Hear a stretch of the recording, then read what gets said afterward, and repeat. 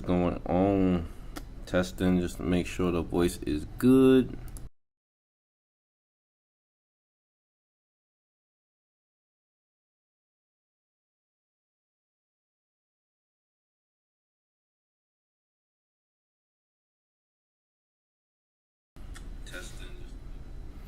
Alright, looks like we are golden. I finally figured out how to attach my separate mic to the computer. You know, you would think that's a simple thing, and it really was. It's just I never got around to doing it.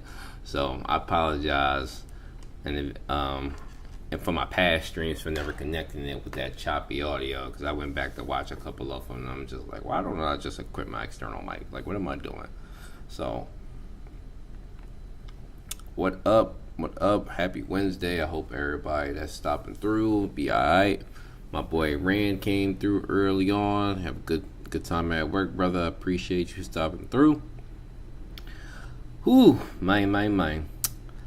The plots are unraveling, and we just get more questions and more questions, right? Like these past scans was a little wild. That boy car, man. Oh my God. Hey, printing trend news. Happy y'all stopping through. Good to see y'all. Man, yeah, that boy. I was so disappointed, man. Like, man, like I can't even believe he went down so fast, bro. Like, I actually liked his design a lot. Like, y'all heard me complain about Rack's design and how, you know, CU doesn't like drawing it, but, you know, Giscard wasn't super duper detailed, but it was pretty fire. Like, the tattoo and everything was pretty fire, man. So, like, bro just got tapped. Like, I'm still in disbelief on how he got tapped. Like, I didn't even know what happened in the scan. Like, all you see is Yama's like, get fucked.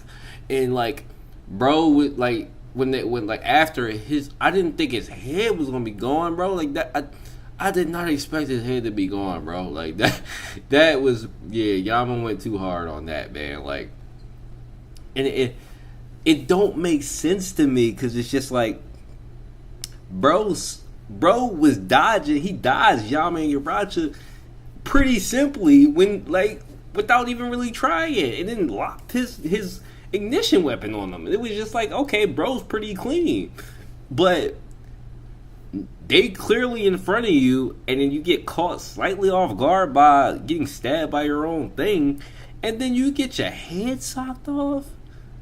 Yo, bruh, ain't no shot, bro. No shot. Like, I'm so disappointed in him. Like, when he got introduced, he seemed like a devious, you know, another Belier type, like, but yeah, disappointment. Big disappointment. And then that man Kieran.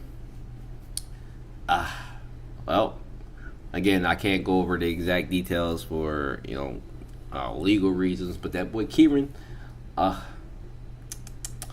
yeah. I was incorrect on saying, you know, he was working directly with Gustang, but That boy is definitely part of some group, man. I knew he wasn't loyal. I know everybody was saying that they was, you know, well, I won't say everybody, but a lot of people were saying that they was hoping that he was, like, strictly loyal and he's only doing it to get the Reltron back. And I just thought those were some extremely extreme measures to be trying to get your dad back, bro. Like, but being that he's with the Revs, it's clearly personal. It's clearly something personal, like really, really personal. It gotta be, you know. So yeah, exciting things this past chat. But I'm gonna get to these comments, you know, so we can open up the discussion a little bit more. I didn't have that many this week as last week. Well, I won't say I didn't have that many, but I didn't have as many as last week. But that's okay. I can just expand on, you know, the ones that I do have. So let me get to these real quick.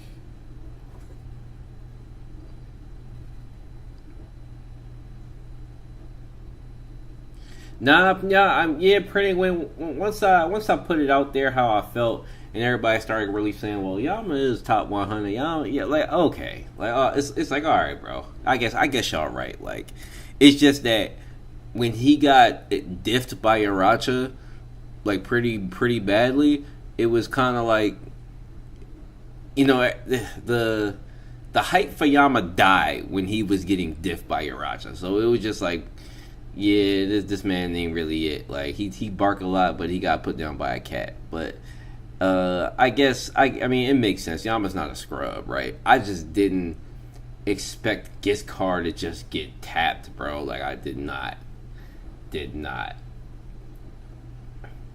But I mean Yama is a Slayer, so who would expect a Slayer, to be retrieving the Pobitu book? Like that's kind of ridiculous if you think about it. And then also, why does Giscard not know who Yama is, bro? Like why like okay, like I understand that a lot of these guys don't know people by face. I guess there'd be no way for them to know him by face, I guess, because it was the same thing when Lobadan's son asked who Yama was, and Yama kind of told him like, yeah, I'm Baylord Yama. He's like, okay, now I know who you are, but like Giscard, like you gotta be able to put two and two together, bro. Like if somebody is breaking into this place and they clearly going after what you going after, they can't be scrubs. Like, they can't be scrubs. But bro was just, I guess, too cocky. But, yeah, man.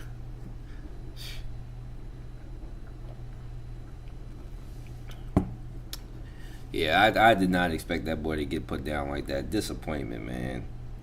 I can't believe I made him a thumbnail in one of my videos. Like, I go change the thumbnail. Matter of fact, yo, that what was that 582? Expect that thumbnail to change. He's getting off of it. Unless he comes back to life and he's not dead, I'm changing that thumbnail. Bro don't deserve to be on my he don't deserve to be on my channel. I'm gonna keep it a being. He don't. Yeah, because Ivanko said once you're in the top 300 ranker above. Yeah. Everybody up there is pretty much monsters, and I do think we've kind of, especially me, I will say I've gotten used to, people of that strength level, so they don't seem as crazy as they actually are.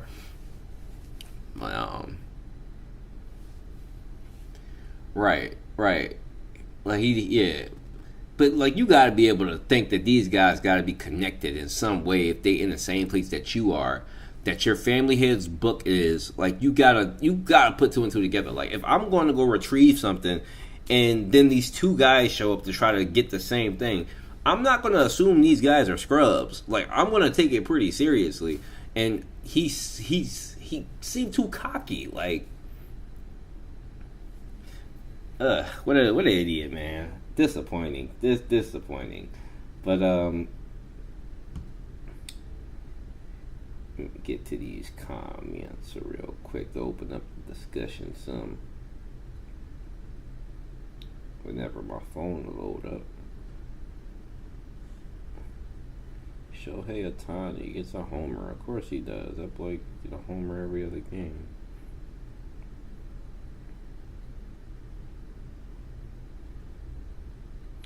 No surprise there. Alright, what we got?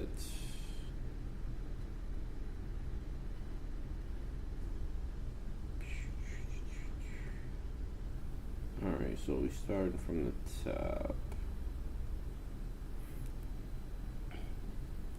Cha, White, Yami, Benko, Body, so many high rankers with no ever. Yeah, especially Cha, man.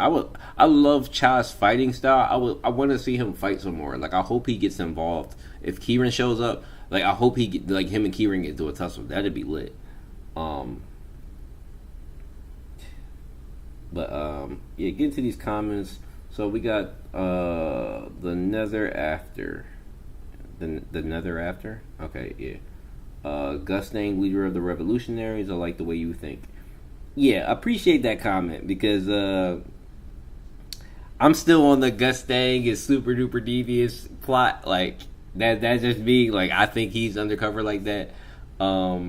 It'd be nice to if he is in control like that because I'm of the belief that what we got this in these scans is that Belair is obviously in the Revs, but I would like to think that Belair is loyal to his father only because in chapter 552,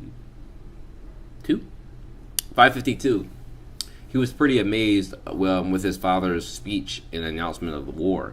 So that just didn't give me traitor vibes. Like he didn't give me, Belair doesn't give me like traitor vibes when it comes to his father. After watching him give that speech, he seemed pretty envious, if anything. So I think he's pretty loyal to Gustang. So he might just be in the Revs to take down the Revs. I think that's a stretch, though. Probably not. But I do think Gusting is obviously aware of the Revs. And probably aware that Belair is a part of them. So maybe he's just using them in the background. Maybe he's not exactly the leader. But that's just my own headcanon. I mentioned that in the review that I thought that Gusting may be, controlling the Revs in the background.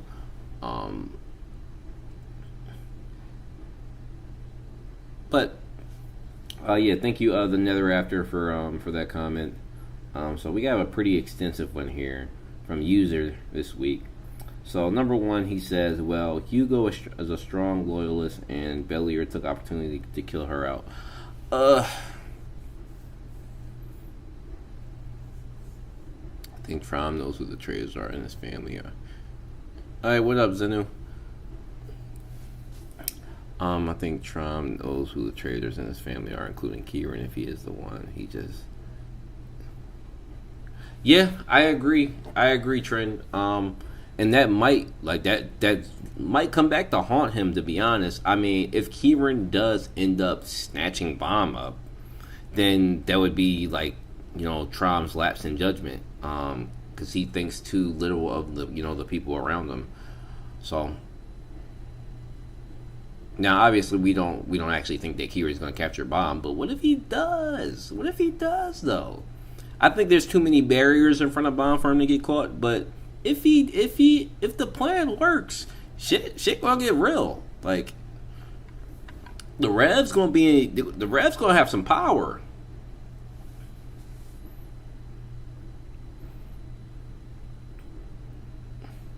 Does he know about Kieran? Trom knowing about Kieran. I think he does. I think Trom is one of those guys who we've already seen that he likes to play aloof, like he doesn't know what's going on. Like he's a very good like he's like that what is it? Raccoons like to play dead, like they're dead and they don't to escape. Like he's really good at that, really good at playing dead. And then when it's time to strike, he strikes. So I absolutely think Trom knows. But what in this kind of circumstance where there's a war in play and your second in command is kind of doing shady shit, it's just not the time to really out him or call him out. Now you want to go back and read when Trom said that he's aware of all the traitors in his family, because when him and Gustang had that exchange, didn't he mention or when he was talking to Kuhn, didn't he mention that he was aware of everybody that's a traitor? So that would be pretty good to assume that he knows about Kieran as well. There's no way that Garuru was the only one he's aware of. Maybe he's just waiting for Kieran to show his true colors. That would be a Tron move. That'd be pretty fire if he did. I expect it. Honestly, I expect it to happen. But yeah, back to user's comment. Yeah, Belair is taking the opportunity to kill her out. I guess so. But do you really think does Belair really think that Kieran's army or a couple guys inside the ship can just take out Hugo? I don't think that's a thing. He's taking the opportunity, I guess, wound her army, and maybe he hopes that Lobadan kills her. I mean, that's kind of playing into the scenario now. I guess that's kind of happening now, and I hope Lobadan doesn't kill her. I don't really care for Hugo. I've already made that clear, but I guess that's kind of playing into Bellier's hands if that's the goal here. I'm sure he knows because he has a history of people betraying him and he's not trusting. Right. It was already said. Gusting and everybody pretty much knows that Trump expects to be betrayed at all times. So whether he trusts Kieran or not, bro ready. So that's a good point.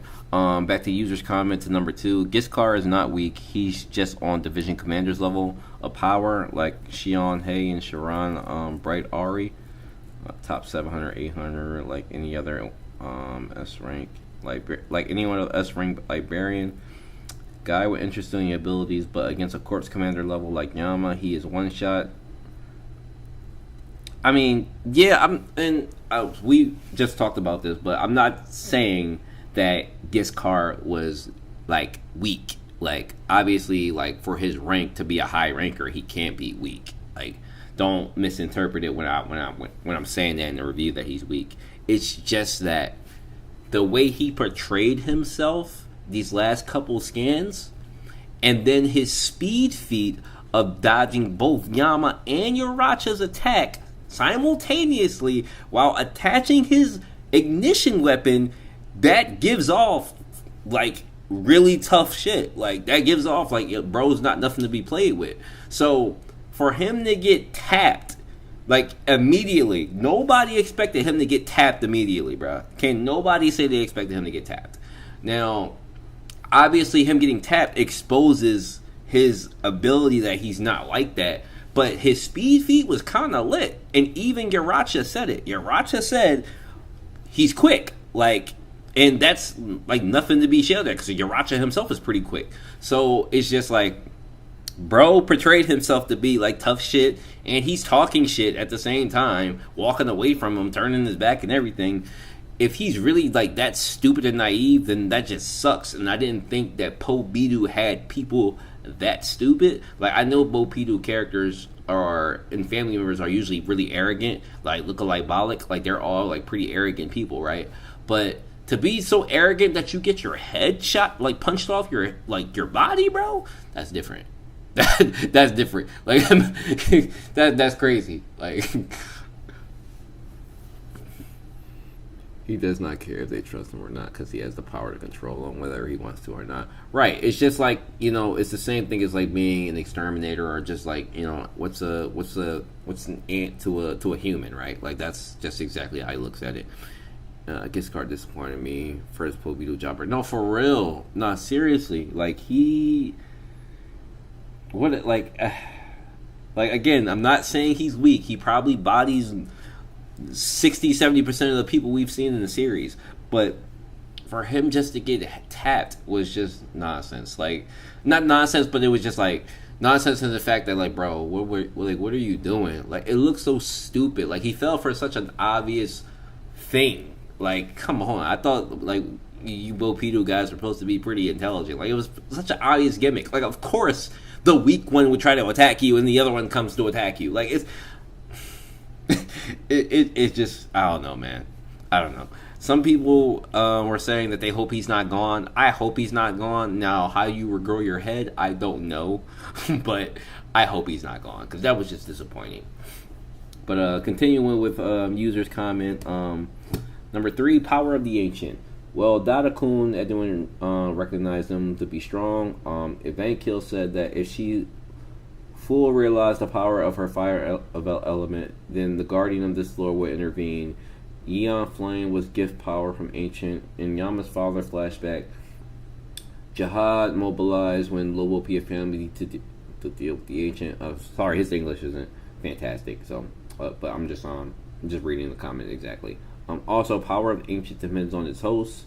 Yama's mother was a weak vessel. She said it herself. While Yama is strong and strong enough to be on par with Evankil by himself, without the ancient power, and don't forget, ancients are sentient parts of the creature called Native One.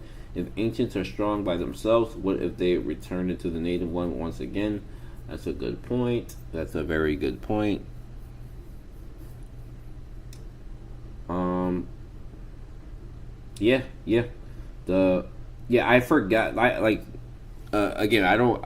I mention this all the time, guys. I don't keep up with every single detail of Tower of God. So I know the power of the ancients was like a factor, but I don't remember all the details like Buddy just put in here. But yeah, he is absolutely correct. I do remember Yama's mother being a weak vessel.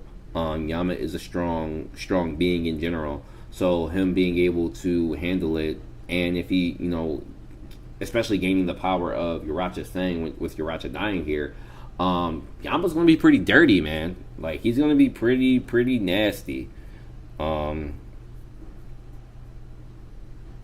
Like if this is the path that he's taking, like bro gonna be up there. Like Yama could honestly reach top 20. Now how strong the ancients are, I don't know to be exact.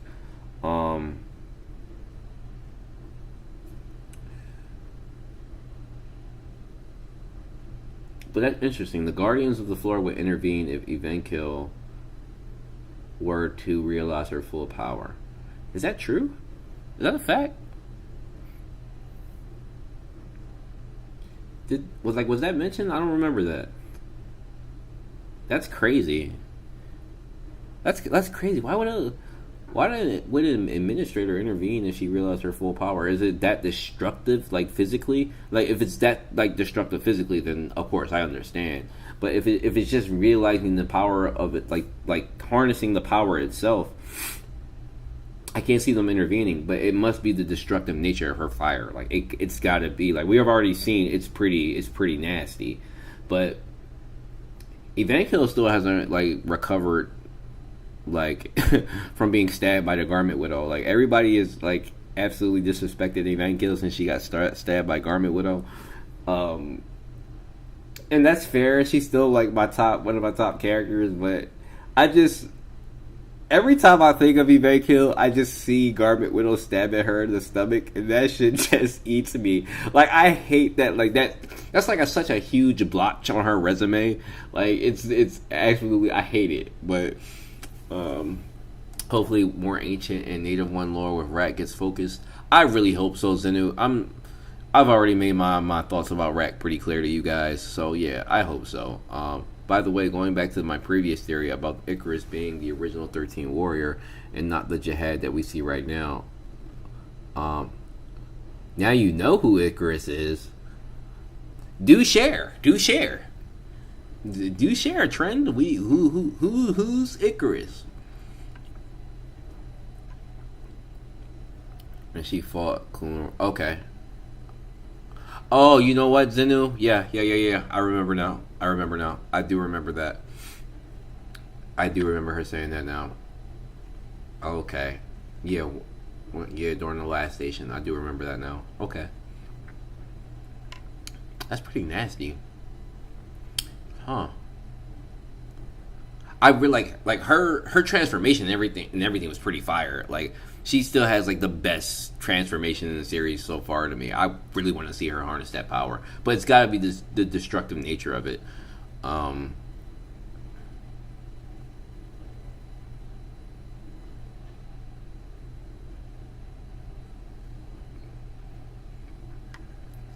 What do you mean be seeing that person?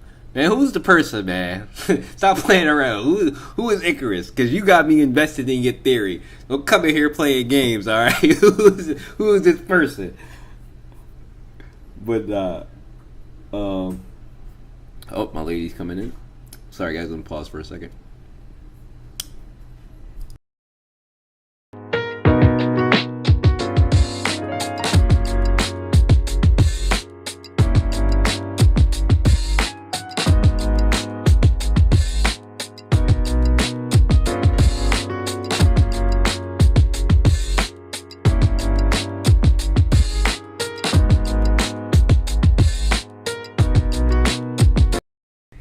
Okay, I'm back. Sorry, guys. My lady was coming in and had to let her pass.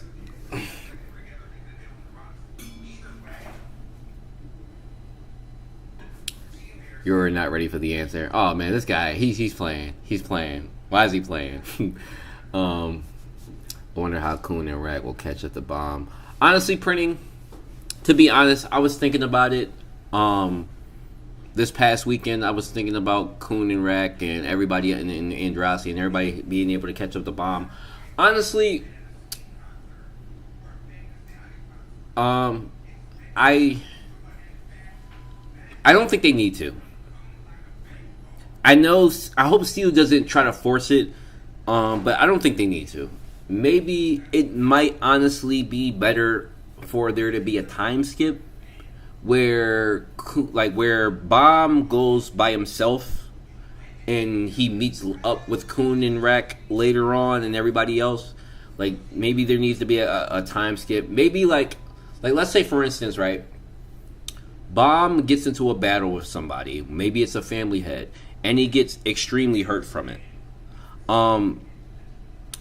Maybe he's so hurt from it that it takes like a couple dozen years for him to heal from it. Now that's an extreme case, but I was thinking like if something like that happens and his friends continue to climb, it wouldn't be much of a thing for Bomb to catch up to him eventually and find them on whatever floor.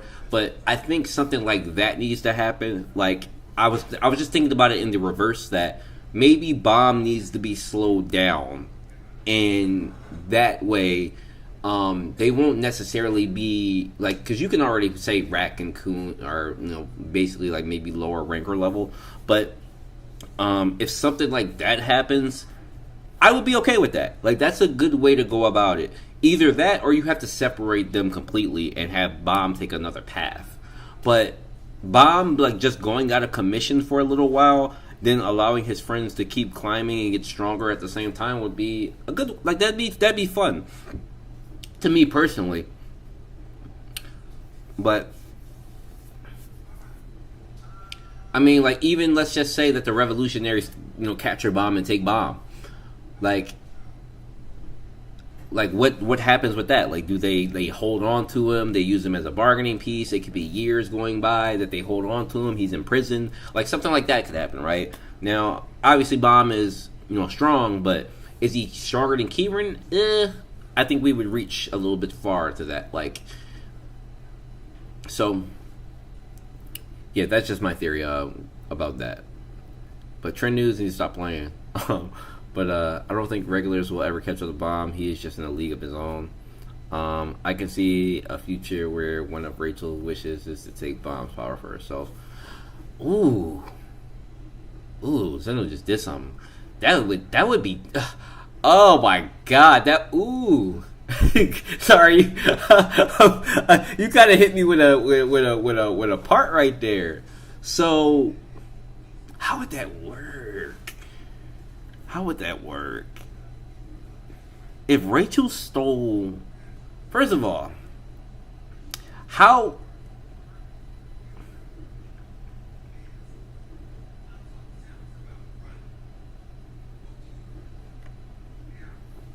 I'm speechless because that's probably right. I'm speechless because that is probably right. Holy shit, that's probably right. What? That's probably right. Yo, that's probably right.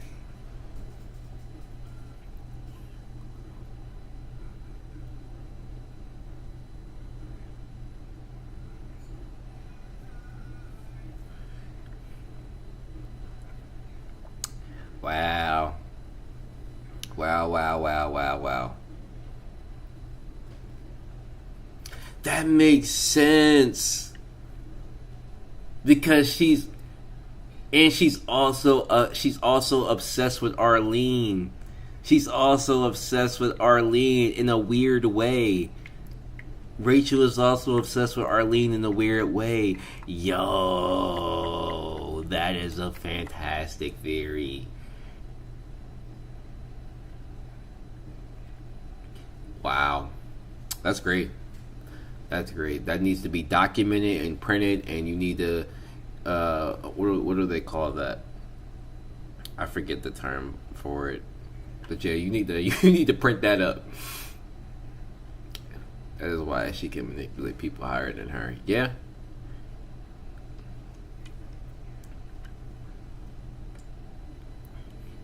Yeah, that is one of the biggest mysteries about Rachel, right? Like I've never understood how somebody so weak as her can get people to follow her. Like in any series I've ever read, it's an extremely rare case that somebody weak, not even able to handle themselves, and like barely in any fight, gets stronger people to follow them and listen to them. Now she's obviously got resources now, like the AI and stuff, where that can be of use to everybody, like in the Pobidu, and obviously Gustang used. Huh? Does Gustang know that though? So what are your thoughts? So what are your thoughts on Gustang and Rachel? So being that that's your theory, what's your thoughts on Gustang and Rachel? Because he would know that, would he? Wouldn't he know that?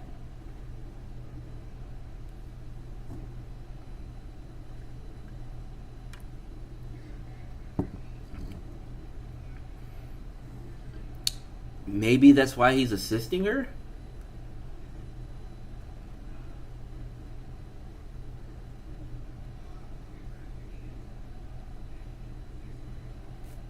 Huh. I'm a little stumped, man. You gonna have me thinking this weekend, bruh. You gonna have me thinking this weekend.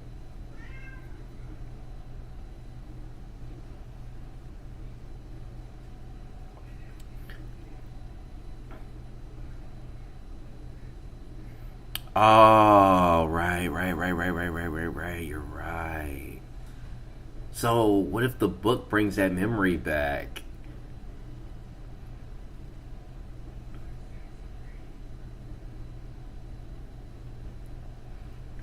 Oh, sorry, Creed. We're talking about a theory that Trend News posted in the chat, just to give you some clarity.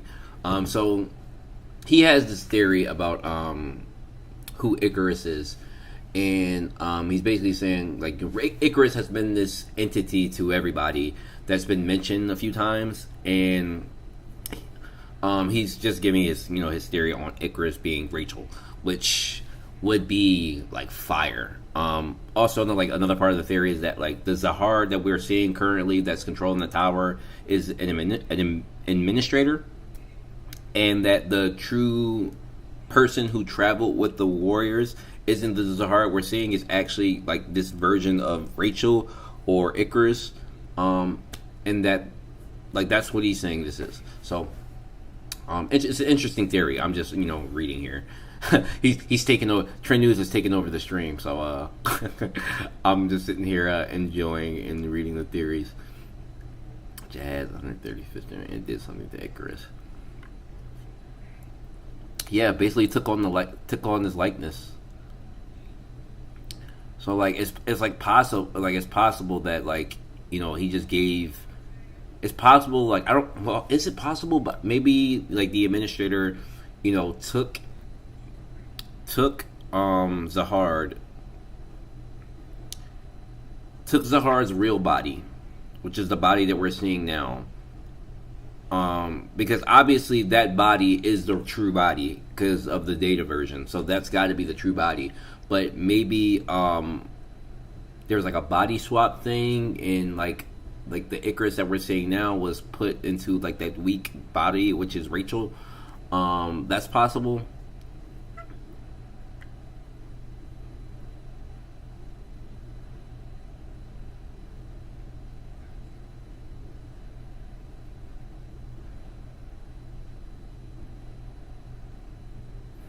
If the book is ridiculous, the thing with the when Kuhn said that the book is ridiculous, I always thought about like that in the back of my mind, right? Like, what do you mean like this book is disgusting? Because there's only so many things that you can describe as disgusting. Like in those particular words, there's only a couple of things you can say that are like truly disgusting. So something as crazy as a body swap, like whatever took place with that kind of falls in line with disgusting if like whatever else we can put with that. Um, that yeah, that like yeah. This is the waters are getting a little bit muddy now. My brain is rolling. My brain is rolling. It's a little muddy.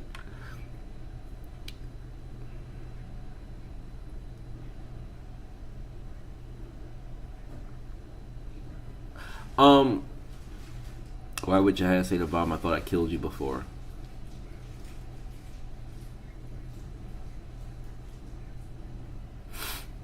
Well, I can't answer that because it's not my theory. But if yeah, you have to ask Trend News, because everything is connected to his theory. So I don't know why would Zahar would say that. I don't want to put too much stock into a theory that's not mine.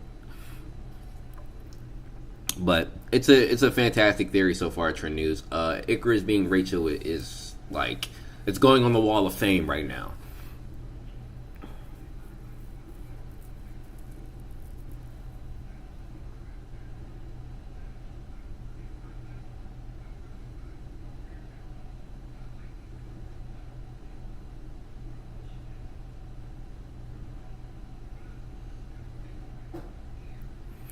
Very interesting theory. All right.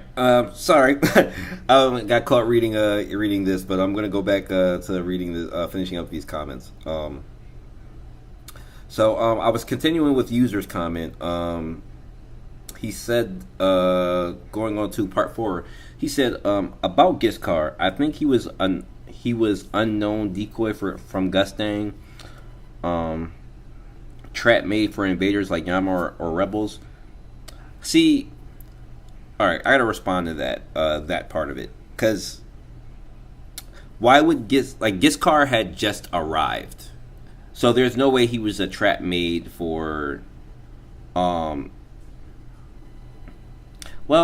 I think he was a unknown decoy from Gustang.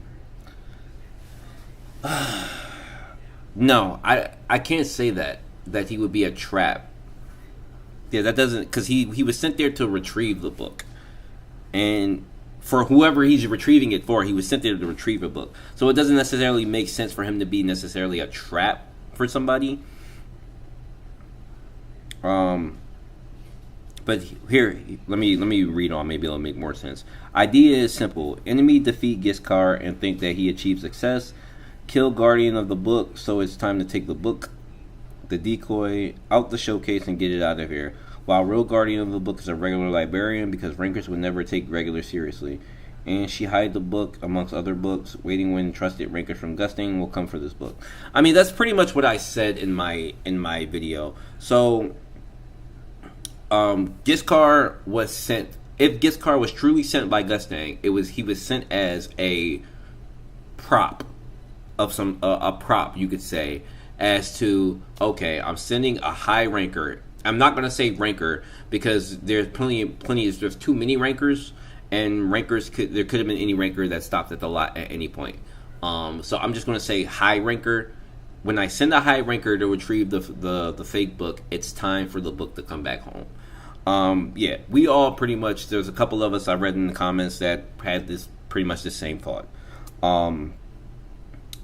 Now, Giskar, obviously, Giskar wasn't supposed to die.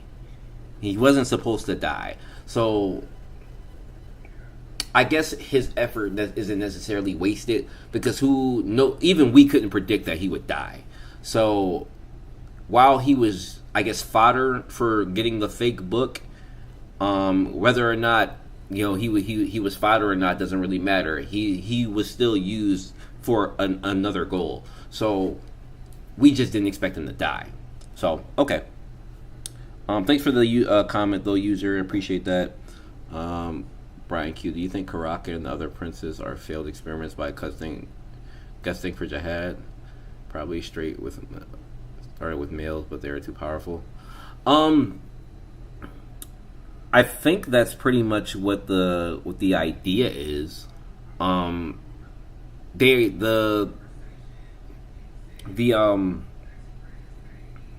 Sons of the Red Light District. That's their names, correct? Sons of the Red Light District. Red Light District. First of all, that's a freaky term, but that could just be a laboratory. It could just be a laboratory of Zahard copies, and whether they failed, I don't know. It depends on what we define as like failed. Because what would be the purpose of cloning yourself? Why would Zahard clone himself? Because that's what everybody says they are. They're all Zahard clones, right? What would be the purpose of Zahard cloning himself? Because if what we believe about Zahard to be true, meaning that he's a manipulator, he's crazy, Princess of the Red Logistic, that's the correct term.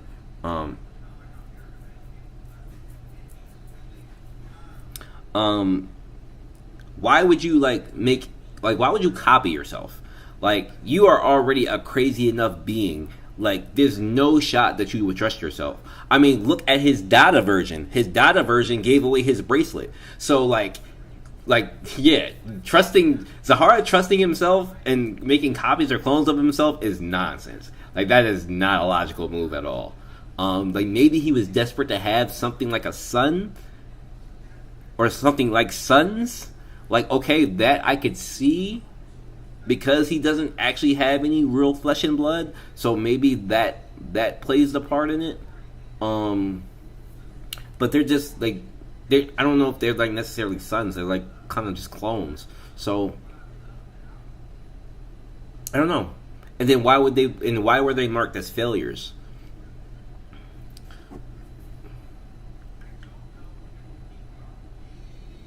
Right, what printing said. I know that Zenu, you recently came up with that because everybody thinks that Zahard's...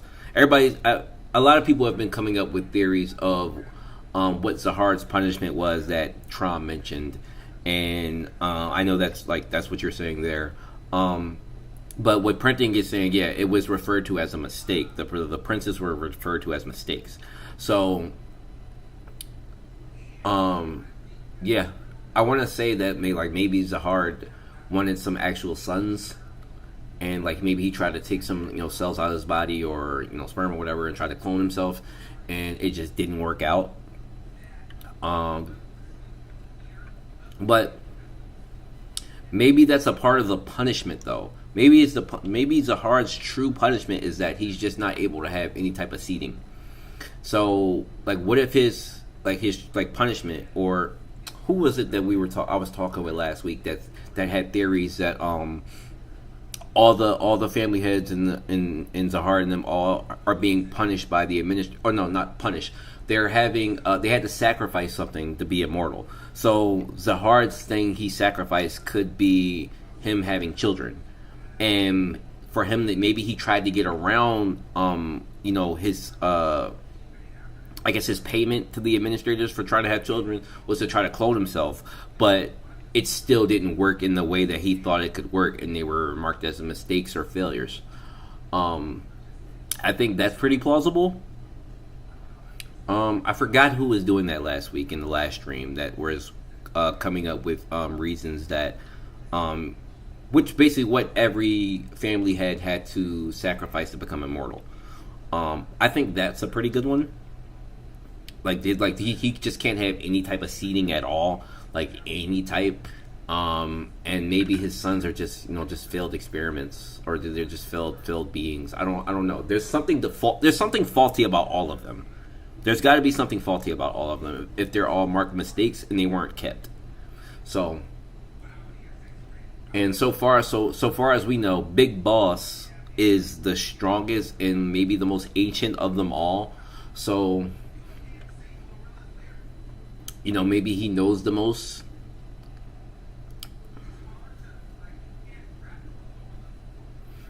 I didn't know so many people like Wing Nam. I saw, in my top 10 video, I saw a couple people put him in their top 10. I didn't know so many people like Wing Nam. I didn't really care for Wing Nam, to be honest with y'all. He wasn't somebody I care for. Now, he was somebody different.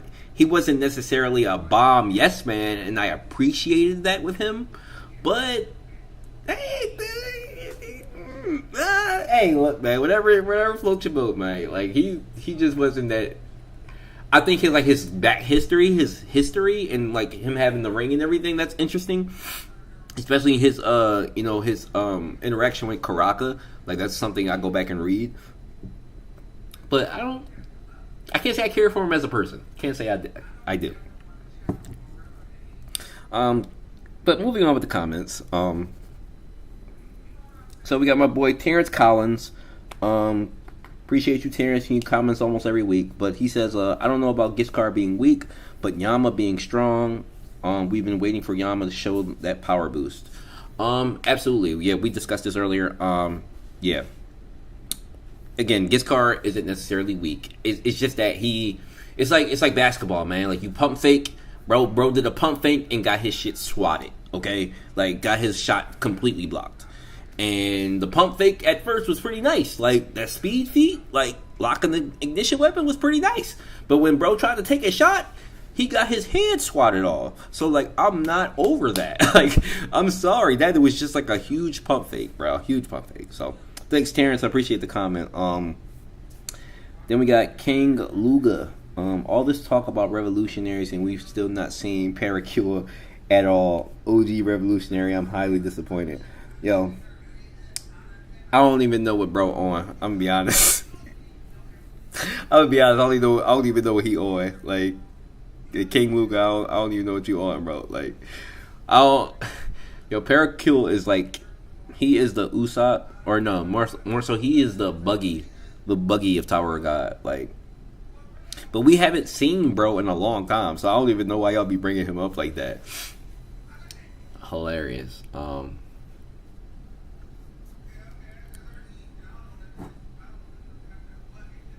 Rainam did snap on Rachel. That is a highlight in the series. I agree.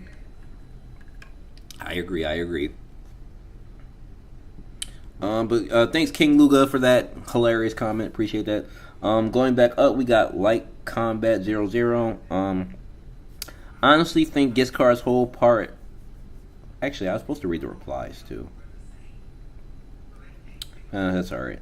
Anyway, I honestly think Giscard's whole part in this was to die after putting up a little bit of resistance to make it believable. Either that or he's not actually dead.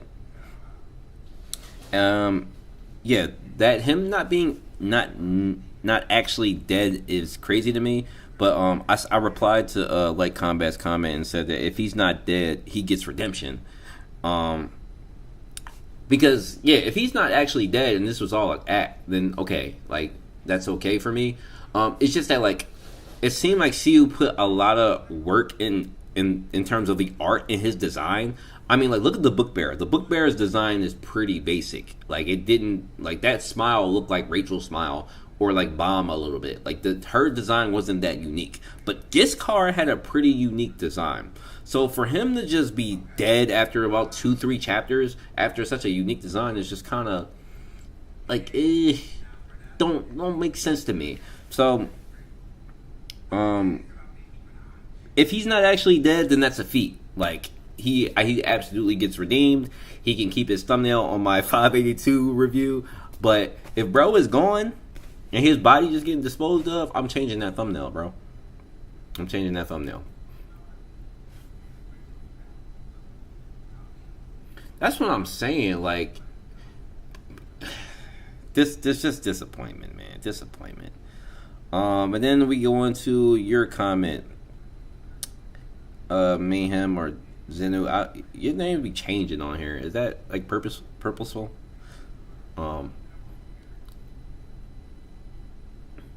Rocco.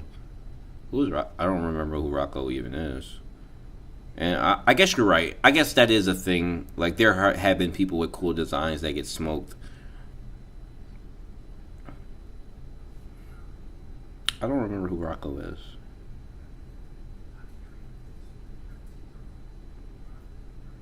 Let me Google that real quick. Who the hell is Rocco?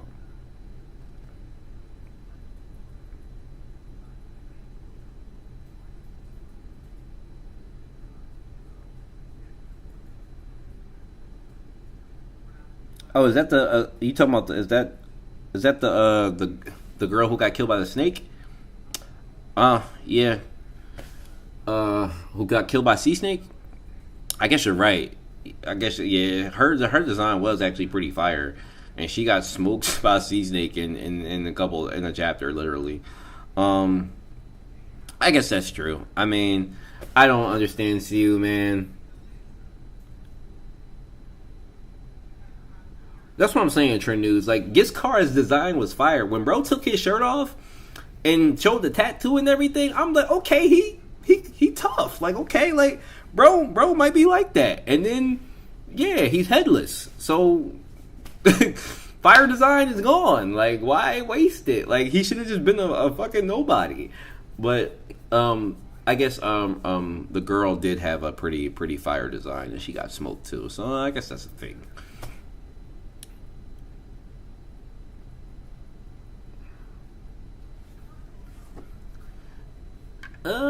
I got.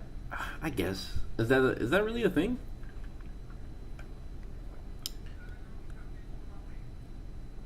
I don't know. I don't know if I necessarily agree with that trend.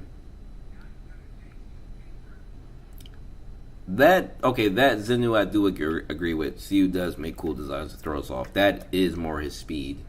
Um, that is more his speed. Yeah, I guess he does. Because like some of my favorite people, like in the series. Oh well, not all of my favorite people have been smoked, but like my favorite design in this entire series is two people. It's Zahard. Zahard's design is absolute like gas. You already know it's my favorite character. It's absolute fire. And then this, what y'all see as the thumbnail of Kel. Kel's design is like fire. Like, I don't know what the fuck he is, but that shit is like top tier. And I know I made mine a little blue, but his shit is so cool. Like, so cool. Like, I don't even know what race that is. Like, I don't even know like what to make of that, but that shit is cool as hell. The air and the bow and arrow just makes it even better. Like, there's no other weapon I can see him with that is adjusted. Maybe I guess like a Grim Reaper vibe. So if he had like a scythe, that would be lit. But yeah, White and Uracha. White's final form. It's not even my final form, bro. White's final form is fire. Like, absolute, like one of the best. Like, yeah, I absolutely agree with you. To me, but when he got the crown and like the silver was like a lot more detailed, yeah, especially when he started fighting Bomb, those scenes of him like slashing Bomb's Shinsu up, and that shit's all fire, dude. Like, that art is absolute like top tier.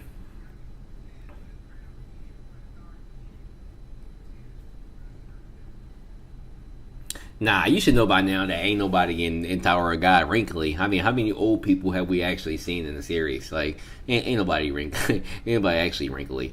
Though I would like to see an old man. That's like really tough. Like, I do think I would like to see somebody like that in the series.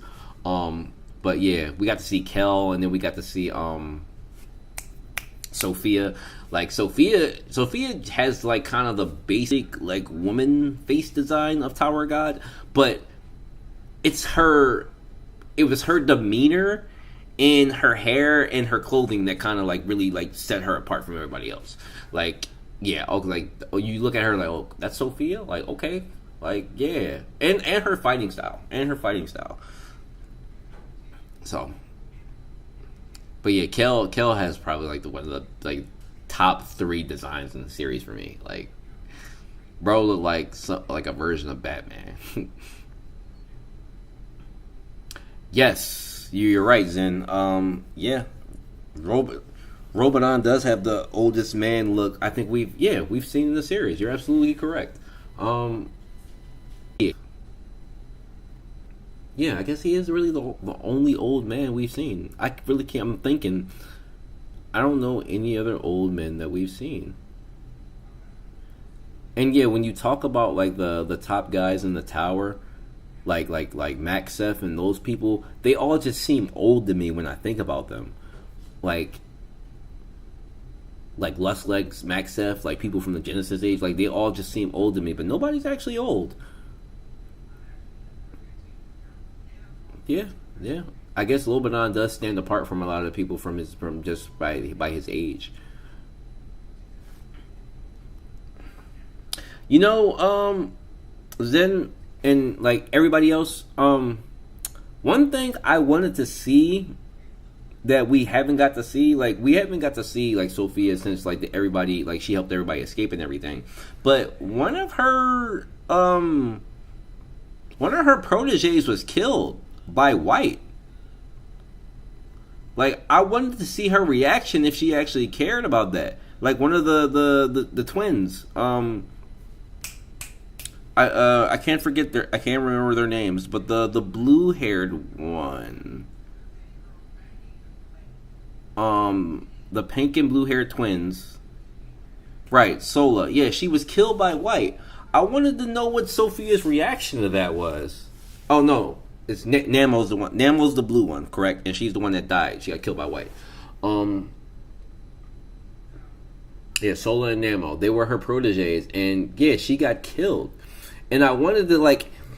It's like something that's kind of been like not necessarily swept under the rug because they weren't main characters, but like they were like one of the main things about them was that they were Sophia's like proteges. Like that was like okay, like y'all must be pretty tough.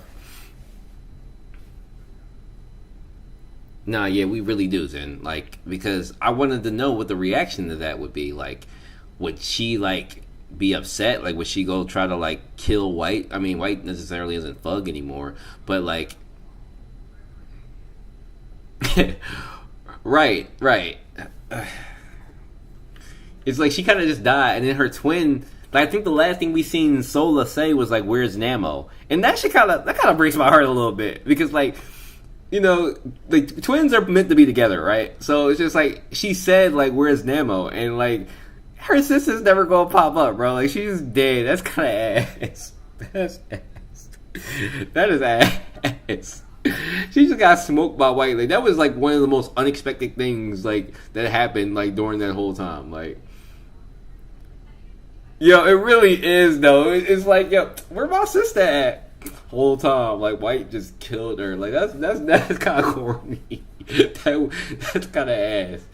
Like, how do you deal with that? Like, like obviously, like Vincietti is still like around, and he's not necessarily White, but like, if they find out the connection, do they smoke Vince? Like, do they kill him like off principle? like what happens there? Oh man, interesting, man, interesting. Well, that's just something that's like been in the back of my mind, been meaning to bring up. But yeah, I was getting the your comment on the review. Let me get back to that. Getting off topic here, and I'm probably going to try to go like another 15, 20 minutes here, guys. Just FYI. I said that last time. I ended up going another hour or so. But so the Zen comment. So it says, why is Kieran a traitor? Can I read? Why is Kieran a traitor? Options are numerous because Trom is a monster, but the idea I've heard that I like so far is that Trom committed genocide against Kieran's race. Kieran has a very unique design seen by no one else in the series, so maybe he is the last of his kind. You make a very good point there, and that's a really good theory. Yes, I've mentioned that before, that Kieran does have one of those like top 5 designs to me. Like absolute fire design, like the wings, the demon like kind of like look. That we've not seen anybody that looks like him, like not at all. The red skin, like that's obviously a race, right? And whatever race that is, like is there like a like so okay, if Kieran is Trom's son, right? He's a part of the family, right? So there had to be like a woman or a mother figure to like produce Kieran, correct? So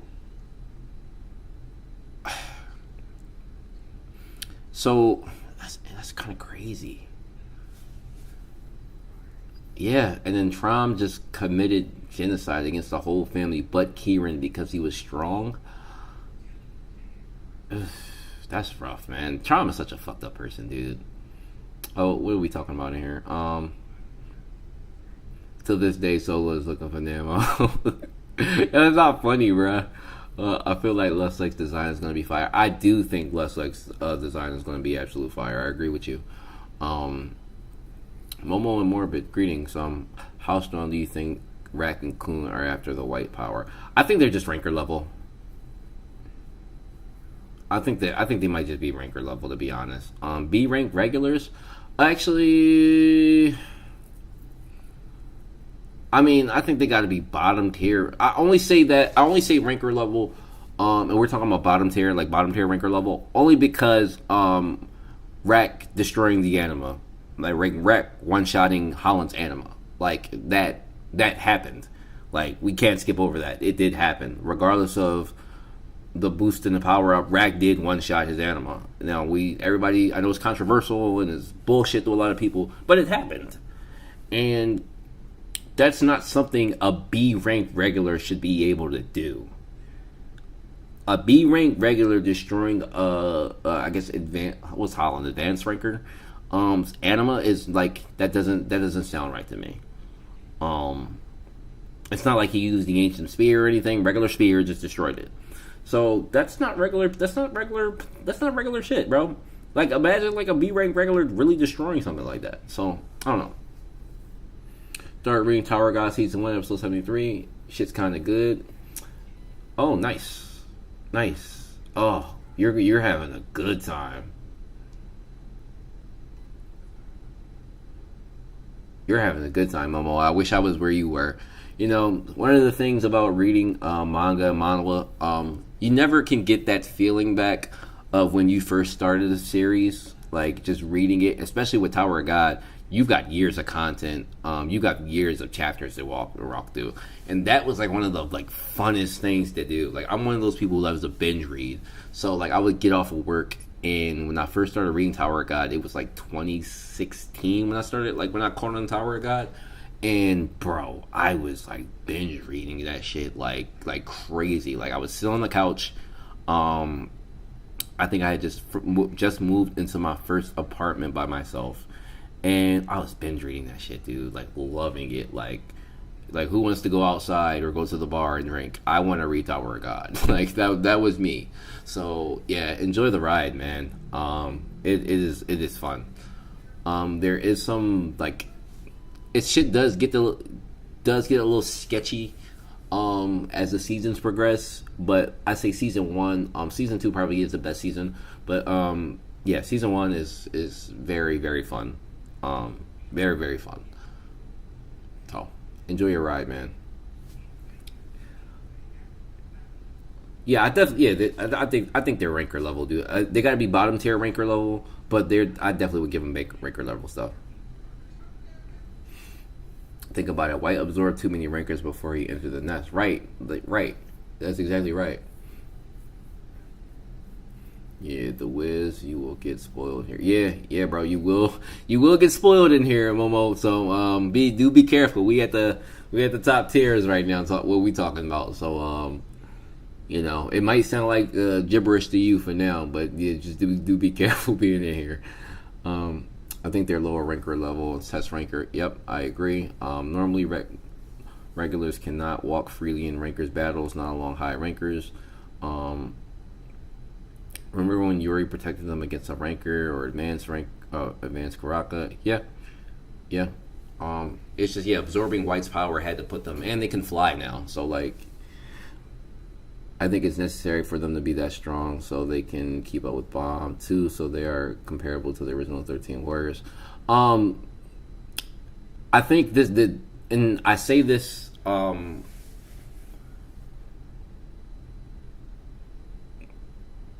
I say this to, I think this is something we need to promote, is that Kun and Rack are not catching Mom. I think we all need to accept that, and the sooner the community accepts that Kun and Rack are not catching Mom, the better, the more we can move on with our own plot lines. Like, we can assume other things for them better, and other things in the story that can happen for them, like achieving, like, like Rackard already has an ancient weapon, right? The, like, ancient spear. But, like, Kun receiving, some a better weapon, a shield or armor of some sort, something like that, right? Something that can help them. But as far as reaching Bomb's level, it's just not possible, dude. It's not possible right now. It's one of the things that bothers a lot of the people in the community, and I get it, but yeah, we just need to just accept the fact that it's not going to happen, dude. Like, it's just not. There's like, because the only way they would catch up is ass pulls, and I would hate to read ass pulley as Tower of God. Like, the white thing was already ass pulley a bit for a lot of people, because it was just kind of like a random buff, but like anything else that happens like that is just going to get the side eye every time, man. It's going to get the side eye every time. So, like, even somebody last week, I forget who said it. I think it was you, Printing, that said that what if Bomb gave them power? Like, that would suck, dude. Like, giving, like, him being able to, like, give power to people, that would suck, dude. Like, I would hate that type of shit. Like, I could never drop the series, but again, I said this last time. Yeah, I understand people like, yo, this shit is trash. Just to have them catch up with Bomb, nah. They'll have their place in the story, man. I trust you, man. I trust him. So, they'll have their place. AA isn't a physical fighter. He's a tactician, so there's no need for him to fight rankers and stuff like that. I say, yeah. Yeah, Zenu, like, I agree with you, but it makes, like, the whole, like, training of the data floor, like, of the hidden floor, so pointless, man. Like I really thought we would get more explosive combat from Kun, or I used to call him AA, but just we know what Kun we're talking about here. But I just thought we would get more combat from him after that, and it just never translated. Like, even with the Firefish, it just never translated. And you gotta be able to fight a little bit, man. Like, especially after you see what, like, Sophia can do with lighthouses. It's just like, I want that for him. Now, does he have to be a high ranker level fighting? Hell no, he doesn't have to be. He can be ranker level fighter, but he just can't be some scrub that gets carried. Like, he can't be a liability. That's all. So, and that's correct, Printing. His goal is to surpass his father. In terms of strength, I guess that's kind of backwards though, Printing, when you think about it, because he's, Edwin's a regular, so it's physically impossible for Kun to pass him in strength. So it's got to be in another way. It could be brains, it could, but like physically, it's nearly impossible. Like, Kun would need Zahard injections, a 13-month series weapon, probably the golden November. He needs an S tier one, and some crazy armor to catch his dad. Like, and even then, he's not catching his dad. He just doesn't have the combat prowess. So that dream is, I guess, a little lofty when you actually think about it.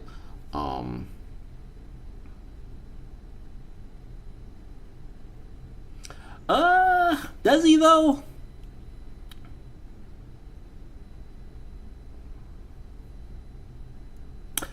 I agree, Zenu. That might be the lane we're crossing into. Also, I was gonna do a video on this, guys. I have a huge problem with the game scenario in Tower of God. Like, ever since, like, season 2 and, like, more a huge part in season 3, it's too many games. I'm tired of the games. Like, the game scenario where there's games being played to do everything. Like, the Cat Tower was, like, such a fucking... It was so annoying having to deal with the games. Like, I don't know about you guys personally, but I did not give a shit about any of that shit, dude. The games were just hella annoying. Catching the mouse, the fucking square shit that Bomb and White was playing, the lobster thing. The lobster thing was okay. Like the crab thing was okay. Like I say it was okay because it gave a little background on like where he came from and how it crossed him over into Trom. But that whole thing was like all that shit was hella annoying, dude. Especially in the middle of an important battle. I personally did not care for the games. Like it was a drag to read for me at that point. Yeah, it was kind of like I was really thrown for a loop. I didn't expect that, but chess is okay. Chess is okay. I'm okay with chess because I play chess personally, and I like chess. It is a very strategic game, so that I'm okay with. But a lot of that other shit, dude, was just like really fucking annoying. And if Kun has to beat his dad in the game, okay. Okay. But as far as it being all over the story, dude, that shit is like really annoying. And I actually was going to do an entire video on this. I still might, but I was going to do a video. I was going to title it "I'm Tired of the Games" and Tower of God, and I was just going to go on basically a huge monologue, huge rant on how we've dived into like this game scenario almost like the last 5-6 arcs. There's games being played, like it. I feel like the game scenario kind of takes the seriousness out of a couple of things. Like, again, chess is okay for me because chess can be a very serious game. But all the other shit, dude, was just like, I was not feeling it personally. I just could not. No. So, and I guess you can say like the floor tests that they have to take. A lot of it is like gamey scenarios, but there was risk with that. Like you have to pass this to get to the next floor, or you have to quit being in a regular type shit. So like there was like some real stakes on the line for these guys, but yeah. Well, that's just my thoughts on that whole thing. So. Back to Zen's comment, getting off track here again. You guys will not have me on here another hour, all right? But yeah, I agree with you with the whole Kieran thing, Zen. With Kieran race possibly being annihilated by Trom. What if it's like one of those things where because the reasons sound like bullshit, right? They were killed over like not feeding the tank or whatever. That sounds like horseshit to me, to be honest. But what if the reason was something like Naruto, like something where Kieran is pretty strong his damn self, right? What if like his race would be like on the lines of getting like they were on the lines of getting too powerful or becoming too strong or something like that? It's not mentioned that this race was anything particularly strong. But that's just, I'm just throwing things out there that could possibly be, why Kieran. Because Kieran could literally be the Sasuke right now, right? Like, that's kind of what it's looking like. So, it just depends on how well he executes the games. I want to get some back on the floor test to some extent. I think it's possible that Kun could get stronger than his father. What about the Beirut guy from Pocky? But say, be compared to the champion has. Well, Beirut is kind of like a. I don't know if Beirut is said to have abilities. What is it that I read about Beirut? Beirut is said to have abilities that are like extremely rare, like extremely good. Kun hasn't shown anything in terms of combat prowess that is like extremely rare or extremely controlled, like anything like that. Like where it's to the point like, oh, if he developed this, that shit could be nasty. Like that's where I think Baby Ryuk is. Like he's like developed like his technique so far further than anybody other has that he's that strong. Like I believe that's what his whole thing is. But Kun's like just like he's known for his brain. Like if we go back to the Firefish, like if the Firefish was something like that, like yeah, but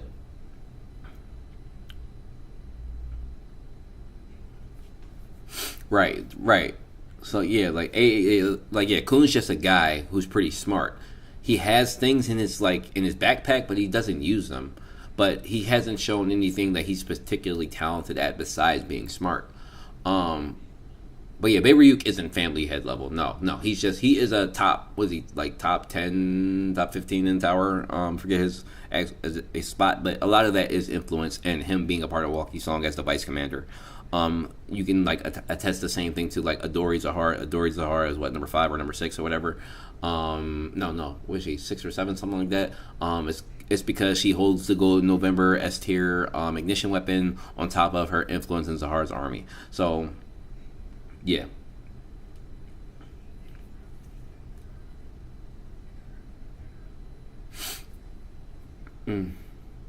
But going back to this comment, I've said this before, but Kieran looks like a devil, and he is the devil on Trom's shoulders. With him and Robodon in conflict with each other to have Trom's ear, Kieran took advantage of Trom's reclusive nature to make himself the dominant power in the Lobopia family, to where only he can contact Trom directly and use his influence to run the Lobopia family into the ground. The coup is a very interesting plot point happening right now, and I'm curious if this is happening in other families as well, like the Hire of the Kun family. I don't think so, Zen, only because, one, Edwin is obviously one of the, 3, not counting Inryu and Phantominium, and Urek. In terms of the Great Warriors, Edwin was, second? Only second to, Zahard. So, where was I going with that?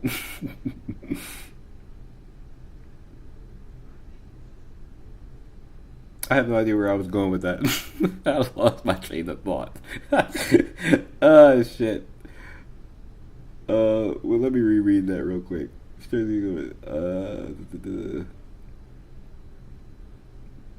Oh, yeah. No, I don't think that, I don't think, I was saying that to say that, one,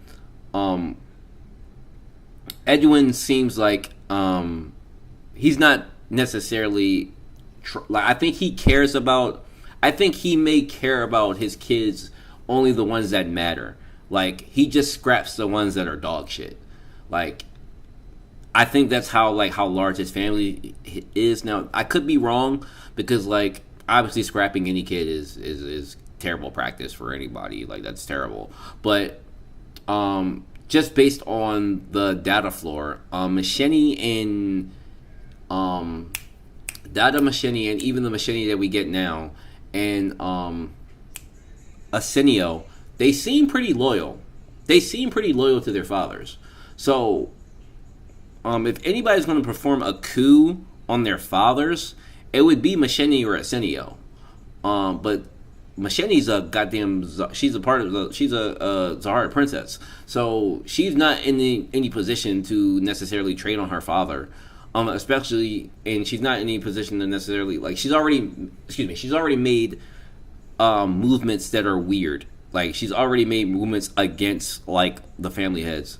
So, well, not against the family heads, but against Trom himself, giving bomb Leviathan. So, honestly, I think that the Kun family is pretty much a loyal family in my eyes. Is Arihan stronger than Edwin? Okay. Well, top 3. My cat's. Sorry, my cat is, he's telling me to get off the computer. Sir, how we doing?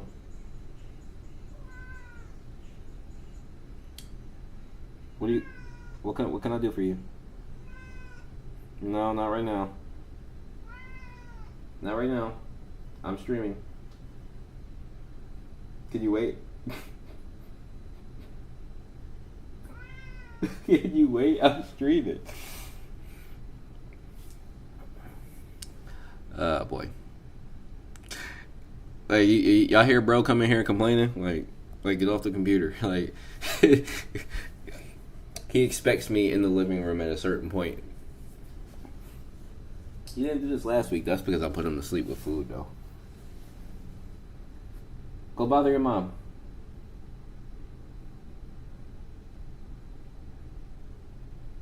All right, you can sit there. Anyway, threw me completely off track. But no, I don't think I don't know if that can necessarily happen with the Coon family. Well, wait. I might have to take that back because that's kind of what Coon's trying to do, isn't it? Like he wants to basically take over for his father. So you might have a point there. Well, it's not that you might. You do have a point there. Because that's essentially what Coon wants to do. He wants to perform a coup. What if Coon joins the Revs? What if Coon joins the Revs? Yo, that's his. Because that's necessary. That's kind of his dream. Yo.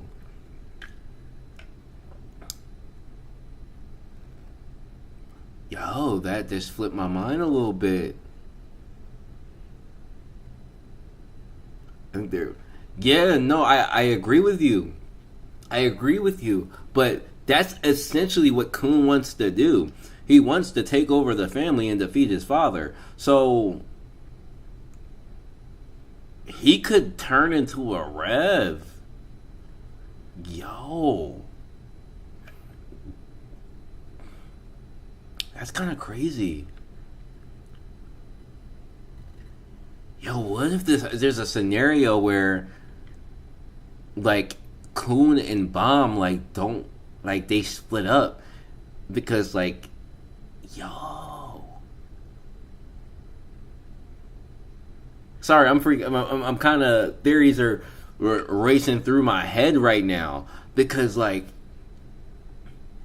that's what they want. That's what the Revs want. I know that Bomb is the main character and Coon's Team Bomb and everything. But Bomb can't necessarily fulfill Coon's dream. But if his goal is to take down his dad, the Revs would be his best chance because that's their goal. So man, what if he joins on an undercover type thing?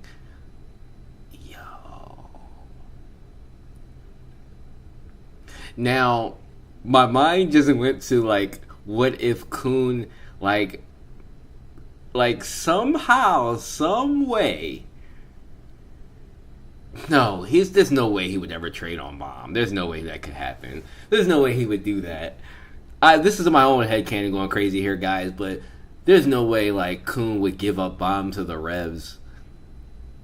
Because obviously he's not a part of it. But I'm just thinking of a scenario where what if they promise him support in terms of taking down his father?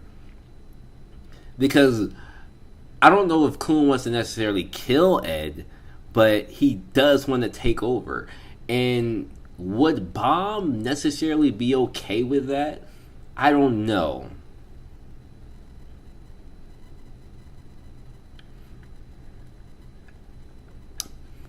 I don't know. It's just, yeah.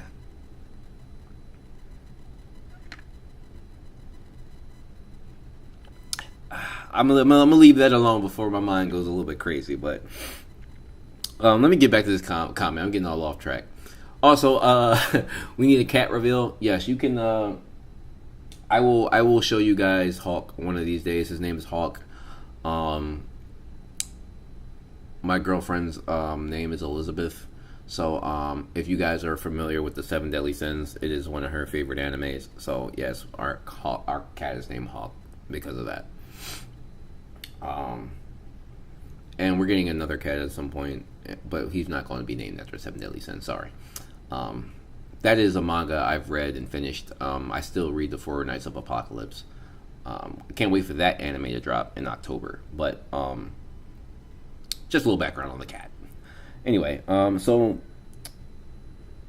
back to Zen's comment. This is why I don't think Destiny is the shadow leader of the revolutionary. But oh no, I didn't read this. Hold on, going back up. So Kieran and Bellier are working together, and Kieran sent his forces to destroy Hugo's army, since she won't play ball with the coup plot. This is why I don't think Gustang is the shadow leader of the revolutionary, but he is using the group who wants to spread chaos and destruction to his advantage. You make a good point there. Yeah. Yeah, that's just me thinking that Gustang is like, I'm giving Gustang more cool points than he deserves. I want to think he's that like deep in it. But that's just me coping. It's very possible that he has nothing to do with that. I don't see why Gustang would have Bellier destroy Hugo's forces, because she doesn't want to become a revolutionary and want to stay loyal to Gustang when Gustang is the leader of the members of the revolutionary. So basically, yeah, why would Kieran destroy Hugo's forces if Gustang is the undercover background? But that's the whole thing. That's the whole point of being in the background, though. Like, you have to put up a farce. Like, again, the only person that Gustang would be talking to is Bellier. Nobody else. Nobody knows of his involvement. So that's what I mean in terms of shadow manipulation. Like, yeah, like Bellier is informing Gustang of everything that's going on, but you have to play the shadow role to the depth of even attacking or killing a few of your own army members. Again, these people are just insects to when it comes to Gustang and Tron. They don't care about these army people or these little people down there. So what's sparing a couple of Hugo's like people just to just to have what you don't want done being done, which is Kieran's people attacking and reaching Lobanon, or whatever Kieran's people are doing there for Hugo. I don't know why they're there attacking Hugo. They said it's there to get rid of her forces, but it's like the vice captain said, like, who cares about these guys? Like, you are the force here. So Kieran's forces aren't strong enough to defeat Hugo. Like, no, that's not a thing. Like, unless they have a really high ranker with them, like in his forces, they're not touching Hugo. So that doesn't make sense to me when it comes to that. But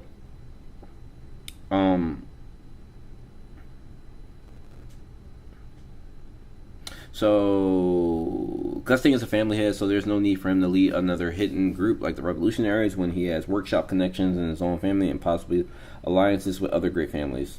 This is just beneath him. That just seems beneath him. Does it, though? Does that seem beneath him? I don't know if that seems beneath him.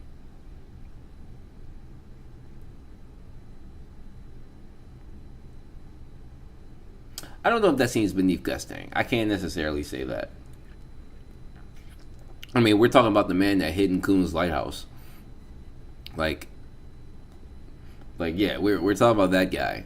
Or the guy who sent who attached the treasure stingray to steal the bracelet. Like, we're talking about that sly guy. So is this outside of his character? I don't think so. Again, I 100% believe that Gustang is aware of the revolution, the coup, and Bellier's involvement, and is using that to his advantage against Tron and opposing families.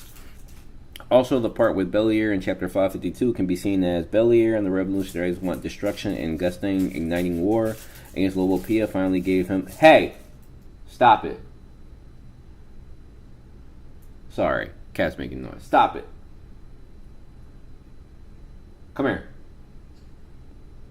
Come here. Hawk.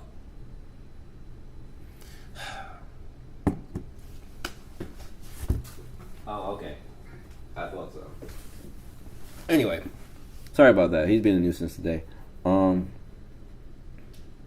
Bellier in Chapter 552 can be seen as this. Bellier and the revolutionary want destruction, and Gustang igniting war against Lobopia finally gave him the means to enact his goals. He also said one of the 10 family heads will die in this conflict. Bellier is not loyal to Gustang at all, but that's just my interpretation. I gotta disagree with you there. While he could possibly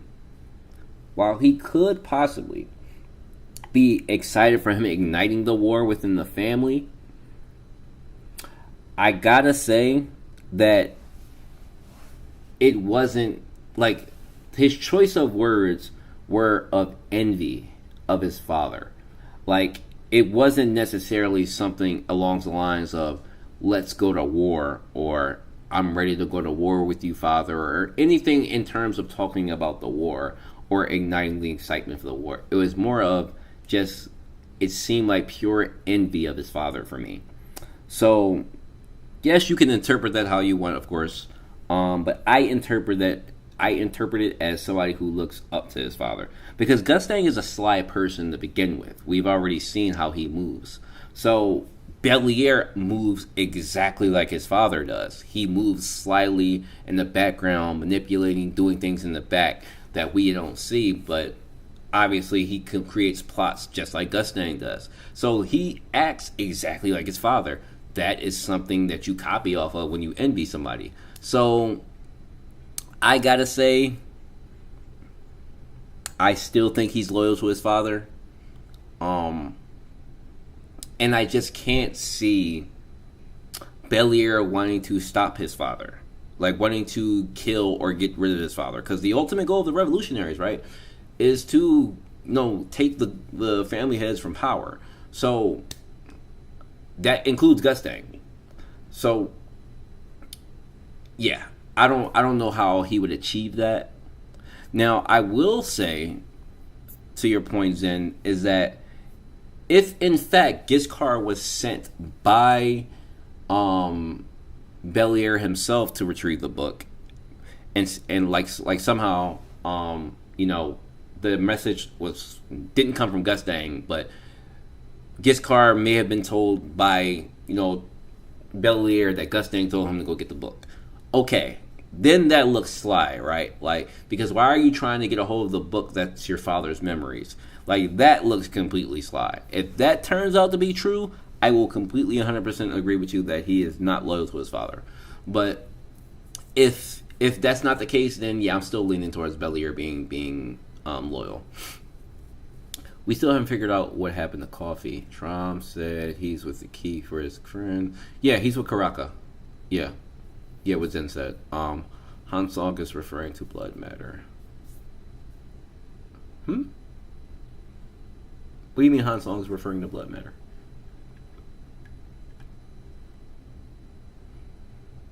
Do expand what you mean when you say that, printing. I don't know if I missed a comment or something, but that's just me responding to your comments. Then going back, you still have a lot more here.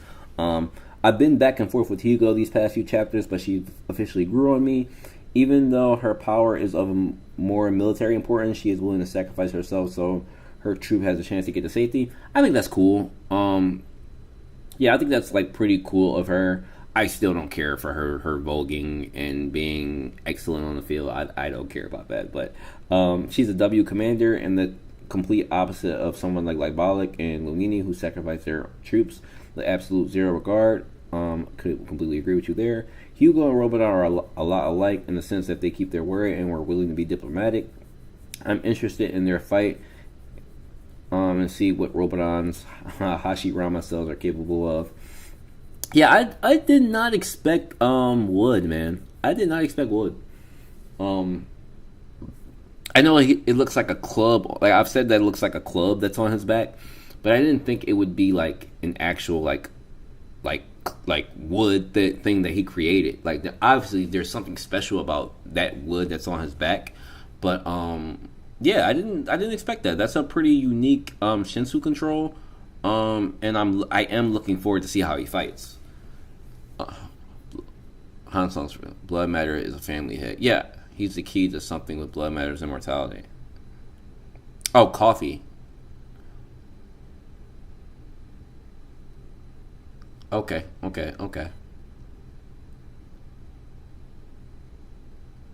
Yeah, blood matter's immortality is still like one of I know a lot of people like in the Tower of God forums. I don't know if you guys go there and read. I do sometimes just to get a lay of what the community is currently talking about. But a lot of people don't talk about blood matter, and I still think that his immortality contract is the most unique and the most punishing, and I want to know more. I want to know more about it. it's something like I think about from time to time, and it's not an important factor for now, but it is one of the most interesting things because just like why does everybody else have, you know, um, from what we know, they're not getting punished for their immortality, but if they are, you know, why is his that way? Why is his set up that way? You know, he's with Karaka. Surely Tron knows where he is and knows he's an important chess piece. Uh, does Tron know where he is? I don't know because like I don't think Tron knows where he is. Obviously, he could be with Karaka, but like nobody knows where Karaka is, but Yama and Dowan and everybody else. Um, Yeah, Zen, that's exactly what I think. I think that his contract is set up so differently from anybody else's that there's something there. Because Zahar is the one that negotiated for immortality for everybody, correct? So why did you negotiate immortality for this person differently than everybody else? That is like a key sign of something being wrong there. So, anyway, going back to reading your comment, the fight will be interrupted by bombs appearance, and maybe the three of them will put a stop to the coup. An interesting thought occurred. Kieran knows that Bomb's group is at the Pobidu station, but doesn't know that he left. So by the time Kieran learns of Bomb's true whereabouts, we could see Kieran versus Bomb, Robodon, Hugo, and we can see Kieran versus Robodon, Hugo, and Bomb. That would be wild. Yeah, and Jinsong, because Jinsong's going to show up. So Kieran's going to be in a very tough position. It's going to be Kieran versus Robodon versus Hugo and Bomb and Jinsong and whoever he's bringing. So Kieran showing up to Lobodon's ship is not in his favor. That's assuming that Lobodon doesn't straight up attack Bomb. That's assuming that. We are also assuming that Lobodon is going to take sides with Bomb. We have absolutely no idea. Because obviously what we've seen from Lobodon in this chapter is that he's loyal to people in his family. So it's absolutely possible that we could get Kieran and Lobodon versus Hugo, Bomb, Yama, and Jinsong. That is absolutely possible. And that would be fucking wild. Imagine going against the second and third strongest in the Lobopia. Oh, Dowan is there too. But imagine that fight. That would be disgusting.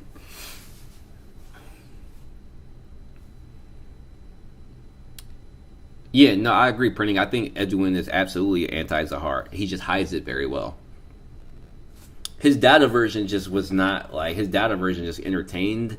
He entertained Data Zahar's bullshit, but I think that translate into the family head, Edwin as well. Like you tolerate, this man taking control of everybody, and maybe some of his memories have been manipulated, but maybe not all of them. And him being the only data version alive speaks volumes about him being able to maintain himself. So could he be as easily manipulated, or did he get as manipulated by Zahar as everybody else? Remains to be seen. That data version alive speaks volumes, man.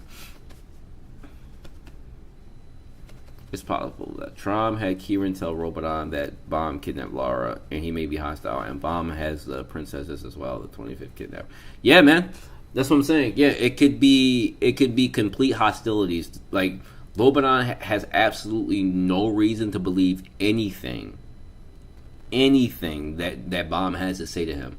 Now he is using Laura's warp code or whatever she said, so he could necessarily say, well, how did you get this? How did you transfer through Laura's warp code? Like, that's the only way you'll be able to reach me. But he also could use it like, you manipulated my daughter or you attacked her or whatever to get here, to get to me. Why are you trying to get to me? Why are you trying to kill me? Like, it could, there's a number of ways that this can go.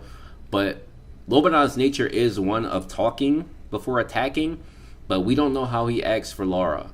And if we know anything about fathers, fathers go crazy for their daughters.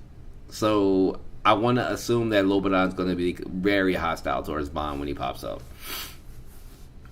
And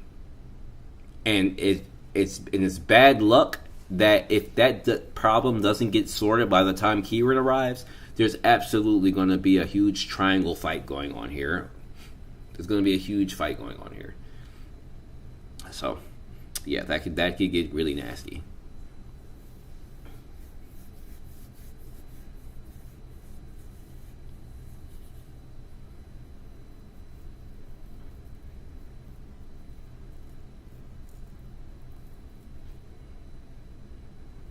That's true.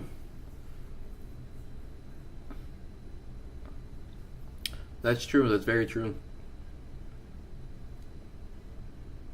Not in Tower of God. Well, finishing up your comment here. Giscard isn't the worst high ranker ever. Yama is very strong. Yep. I pretty much addressed that already. For far stronger than high rankers like Karaka. So the difference in quality of high rankers vary. But man, is Giscard dumb. Giscard should have knocked them unconscious, but he didn't commit to the fight against Yama and Yaracha and got his head smashed like a ketchup packet. That was hilarious. That like I laughed at it earlier, but yeah, bro did get splattered like a ketchup packet. That's exactly what that looked like. I almost made him the thumbnail. If YouTube wasn't so soft, I would have made that my thumbnail, but I couldn't. It'd probably get banned or whatever. But that was cool, not gonna lie. But he's a jobber. During the Hitting the Floor, Edwin did talk about the ancients and how powerful they were. So this stuff we knew. This was a nice talk between Yama and Yaracha, and it kind of makes sense why Yama has chilled around him, since he has not only his father's memories but his feelings as well. Yeah, I thought that the exchange between those two in these scans were really heartfelt. I didn't expect it. But I guess I should have, because, yeah, they've kind of been around each other for a little while now, and it's just not been much hostility. Yama has only been saying, you're about to die, you're about to fall, you're feeling sick, this guy doesn't feel good. Like, he doesn't want Yaracha to go in the field because something like this would happen. And, yeah, I think those words where he told Yama to become the leader of the Beastkin are the last things he's going to say out of his mouth. I think he's dead. I think he just died. Maybe he tells Yama to take his fang or whatever before he dies, but I think he just died. So, but now the twist with the book bearer. Wow, here's what I think. The book that Giscard took is a decoy used to signal the real book bearer, and Gustang's book is in danger. And if someone takes it, it is immediately to bring it to Gustang. Yep, that was what I said in the video. I think Belier sent Giscard to retrieve the book under the guise of Gustang's orders and told Robodan about the book to make it seem like the book on the surface level was being protected by the Bobidu family before Robodan takes it. Yeah, that's where we disagree. That is where we disagree. I don't think that Giscard was told by Belier. I mean, that it could be possible. I don't think that's what happened. But the problem is that Belier was mistaken and thought that the decoy was the real book. But that seems stupid to me, right? Because Belier is no, not your theory, but that would just seem stupid to me that Belier would send Giscard to go retrieve a fake book. Not like so, like let's think about this, right? Belier is the closest to his father. He's closer to his father than anybody else. So he knows how Gustangs think. At least he should know how Gustang thinks. So for him to send, if Belier sent Giscard to go retrieve this book, it would be stupid for him to assume that, one, that's the book, because you know how your father moves. Why would your father put a book on a random ship unguarded? That's dumb. Like that. So maybe Giscard isn't dead.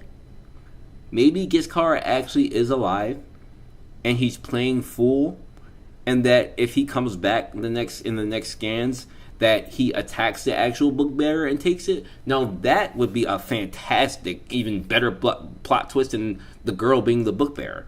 That would be great. But it seems stupid to me that Belier would send somebody out there to get a book that his father just left out in the open. Like, because we already said that it would be stupid to assume that Gustang would leave a book out in the open. So for you to for Belier to follow that same path would be stupid on his part. So if Giscard can somehow regrow his head, that would be one extremely fire ability to have, and then two, to play to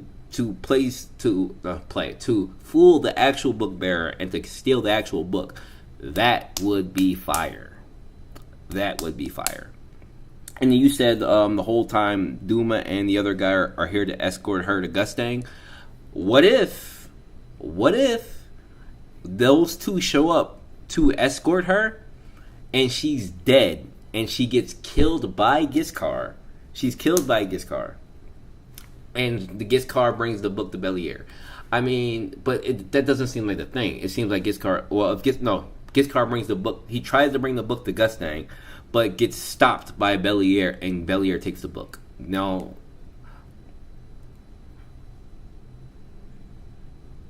Right, it looks like he was reading the book. It did look like he was reading it before taking it out. But that would be like the best plot line for me if that happened. So if Duma and the other guy come to escort her because she has the book, but it just shows that she's dead and the book's gone, and Giscard's body is like still, like he reanimates himself somehow, and he takes the book and he thinks that he's bringing the book to Gustang, when in fact he's going to get cut off by Belier. Belier kills him and takes the book. That is a fucking fire plot line. That is fire if that happens. Because then, yeah, Belier is completely against his father. Now they control the book, which is a huge part of controlling Gustang. And if Kieran plan somehow works out, which I don't think it will, but if it does, again, if the revolutionaries control Bomb and the book, they hold the keys to this war. So, yeah, that would be a crazy scenario. Right, I know that's a reach. Like if his head can regrow, but I know I'm coping for Giscard a little bit here, thinking that he can regrow his head. But it would be a fire plot line if he was actually playing the actual book bearer, playing dead, so that the actual book bearer reveals himself. That would be cool if that happened. Do I think it's plausible? Yeah, I'm kind of like 70-30 on it. Like I don't necessarily think it's gonna happen, but. But anyway, just to finish up your comment, Bopidu also is in the weakest family. Right, I was incorrect about that. It was the Lobopia family. Outside of Ari, Kun, and Ha, the other 7 families are said to be equal to each other. Arguably, Hindu Lok, and the Hindu Lok was also supposed to be the weakest family. I thought it was between Lobopia and Hindu Lok as the weakest families, if I remember that correctly. I could be wrong.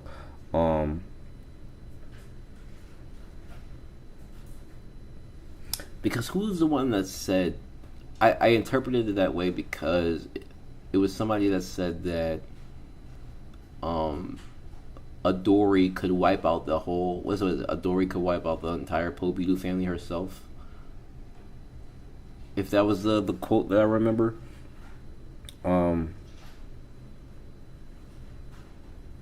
But yeah, and then finishing up the comment, this chapter is a 7 out of 10 for me. The Hugo and Robot interaction was fun.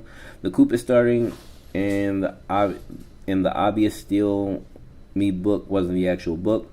My complaint is that this whole mini arc of them stealing the decoy book was boring. I agree with you. It went really fast and it was really ass. I like bars, but I really agree with you. Like, they kind of just like really just waited till nighttime, ran into the building, came across Giscard, bodied him, and then took whatever fake book, and that was it. Like, I thought this would be a little bit more deeper than that, a little bit like more would transpire. But yeah, I agree. It was ass. Yeah, he could have just did that in the chapter. I also don't understand Giscard's ability. I don't either. I'm glad I'm not the only one here, because bro was sitting there trying to explain about the key in his chest, even though it looks like it's just a tattoo, and then he's trying to explain how it works, and I just like, I didn't care enough to really think about it, and it's just like, bro, I don't understand what you're talking about. I don't get what you're talking about. So,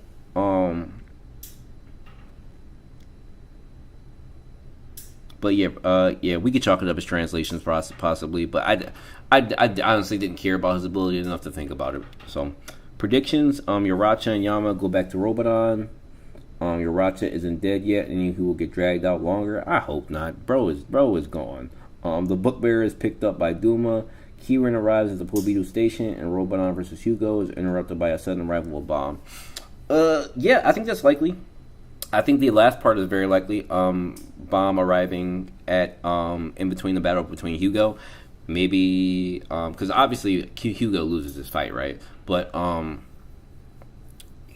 showing up could stop whatever momentum he has, and maybe he attacks Bomb. Not to mention that, also to mention that maybe Uracha has to give Yama the Fang, so maybe he isn't dead. I just thought the line was nice to go out on, but maybe he's not dead. And then the book bearer is picked up. So my theory was that there is some significance with this gate. And I think everybody's kind of overlooking this gate, but there is some very big significance with this gate. The gate that Doan destroyed. Why does it exist? The gate between the lot and Hugo's the victor. Why does this gate exist? Hugo doesn't know anything about it, doesn't care about it, but it was destroyed, but it held no significance to Hugo. But I honestly think like the possible plan was it was an escape route. I think it was an escape route for the book bearer.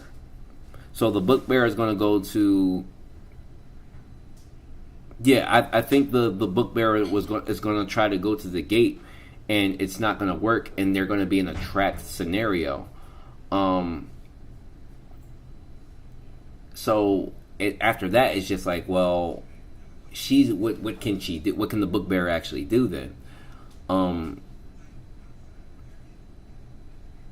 Because maybe she was expecting to transfer to the victor, and maybe come across Hugo, tell Hugo like, look, I'm under direct orders of the family head, because the book bearer seems to be the most, as mentioned, the most trusted person in the entire place. So maybe Duma and the other guy are coming to pick her up from the victor, but